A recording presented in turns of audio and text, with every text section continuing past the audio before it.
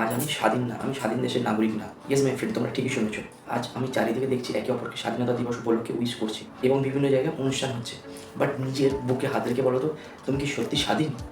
তুমি কি সব ধরনের স্বাধীনতা পেয়েছো? আর সত্যি যদি স্বাধীনতা পেয়ে থাকো, তাহলে মা বোনেদের স্বাধীনতা কোথায়?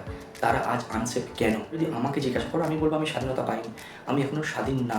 দেশের স্বাধীনতা আনার জন্য যেসব বিপ্লবীরা বা স্বাধীনতা সংগ্রামীরা নিজের প্রাণ বিসর্জন করেছিল ভারতবর্ষকে স্বাধীন করার জন্য এবং স্বাধীন ভারতবর্ষের স্বপ্ন দেখেছিল, তার মানে কি আমি এটাই ধরে নেবো যে তোমরা মা বোনেদের হত্যা করবে, তাদের খুন করবে? কিছু বলতে গেলে মুখ বন্ধ করে দেওয়া হচ্ছে। এইগুলোর কোনো ব্যাখ্যা আছে আপনাদের কাছে?